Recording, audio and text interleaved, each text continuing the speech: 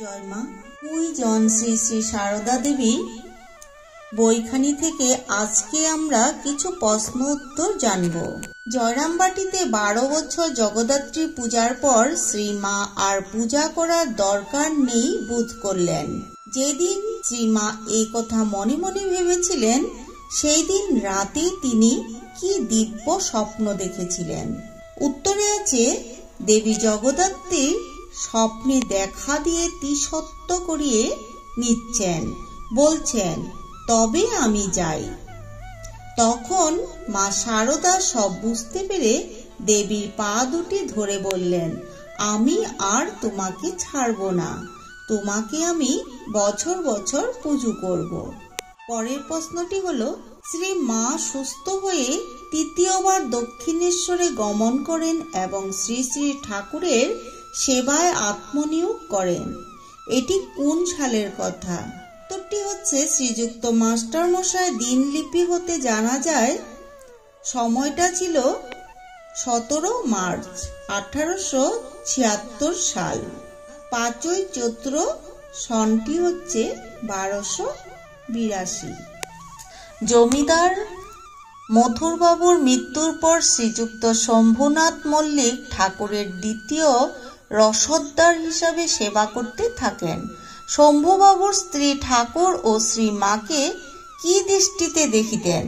শম্ভুবাবুর পত্নী ঠাকুরকে সাক্ষাৎ দেবতা জ্ঞানে ভক্তি করতেন এবং শ্রী শ্রী মাতা ঠাকুরানী দক্ষিণেশ্বরে থাকলে তাকে প্রতি জয় মঙ্গলবার নিজালয়ে নিয়ে গিয়ে ষোড়শোপচারে তার শ্রী চরণ পূজা করতেন। এবারে প্রশ্ন হলো, পল্লীর স্বাধীনতা ও স্বাচ্ছন্দ্যের মধ্যে লালিতা শ্রী মায়ের পক্ষে ওই পিঞ্জর প্রায় নহবৎ গৃহে বাস কষ্টদায়ক ও স্বাস্থ্য হানিকর, এটি জেনে শম্ভুবাবু কি করেছিলেন? উত্তরে আছে, শ্রী মার তৃতীয়বার দক্ষিণেশ্বরে ফিরবার পূর্বে কালী মন্দিরের সন্নিকটেই গৃহ নির্মাণ করে দিয়েছিলেন। শ্রীমার সঙ্গিনী হিসাবে হৃদয়রামের পত্নীও এই গৃহেই বাস করিতেন। এর পরের প্রশ্ন হল, শ্রী রামকৃষ্ণদেব একদা পেটের অসুখে ভুগেছিলেন। দৈব নির্দেশে কাশীর এক প্রাচীন মেয়ে তখন দক্ষিণেশ্বরে আসেন এবং ঠাকুরের সেবাভার সযত্নে গ্রহণ করেন। এই পর্যন্ত শ্রীমা সংকোচ বশত ঠাকুরের সম্মুখে ঘুমটা খুলতেন না। কাশীর ওই প্রাচীন মহিলাই এক রাতে শ্রীমাকে ঠাকুরের ঘরে নিয়ে গিয়ে তার ঘুমটা খুলে দেন। এই ঘটনার পর কি ঘটেছিল? উত্তরে আছে, ভগবত বিভুর ঠাকুর তখন তাদেরকে বহু ঈশ্বরীয় কথা শোনাতে লাগলেন। সেই উপদেশের আকর্ষণে শ্রী মা ওই মহিলা সেই রাতে এতই তন্ময় হয়ে থাকলেন যে এদিকে সূর্য উদয় হয়েছে তা তারা বুঝতেই পারেনি। এরপরের প্রশ্ন হচ্ছে, শ্রীমা চতুর্থবার যখন দক্ষিণেশ্বরে এলেন তখন এক রাতও দক্ষিণেশ্বরে থাকা হয়নি। ওই দিনেই দেশে ফিরতে হয়েছিল। চতুর্থবারের আগমন ছিল নিষ্ফল যাত্রা। কেন? উত্তর হচ্ছে, শ্রীমা যখন চতুর্থবার দক্ষিণেশ্বরে আসেন, এই সময় তার সঙ্গে ছিলেন মাতা শ্যামা সুন্দরী দেবী, লক্ষ্মী দেবী ও আরো 2-1 জন।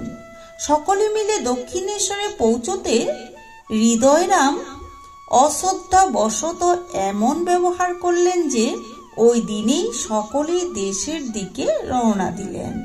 এর পরের প্রশ্ন হচ্ছে, অন্য এক সময় শ্রীমার প্রতি হৃদয়ে দুর্ব্যবহার দেখে শ্রী রামকৃষ্ণদেব তাকে সাবধান করে দিয়ে কি বলেছিলেন? উত্তরে আছে, তখন ঠাকুর ভাগ্নে হৃদয়কে বলছিলেন, তার নিজ দেহ দেখিয়ে, একে তুই তুচ্ছ তাচ্ছল্য করে কথা বলিস বলে ওকে অর্থাৎ শ্রীমাকে আর কখনো এমন কথা বলিসনি।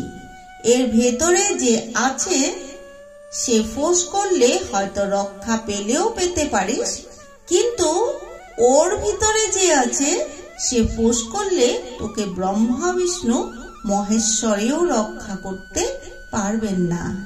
এর পরের প্রশ্ন হচ্ছে, হৃদয় দেবালয় ছেড়ে চলে যাওয়ার পর ঠাকুরের সেবা যত্নের জন্য সেবকের প্রয়োজন হলো। শ্রী মা যাতে দক্ষিণেশ্বরে আসেন সেই জন্য ঠাকুর কামারপুকুরের লক্ষণ পাইনকে দিয়ে কি সংবাদ পাঠিয়েছিলেন? উত্তরে ঠাকুর বলছেন, এখানে আমার কষ্ট হচ্ছে। রামলালা মা কালীর পূজারী হয়ে বামনদের দলে মিশেছে। এখন আমাকে আর এত খোঁজ করে না।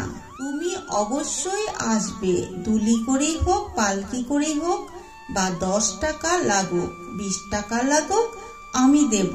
এইরূপ আহ্বান পেয়ে শ্রীমা দক্ষিণেশ্বরে এসেছিলেন। তো আজকের মতো আমরা এই পর্যন্তই কুইজ অন মা সারদা দেবীর বইখানির প্রশ্ন উত্তর কিছুটা জানলাম।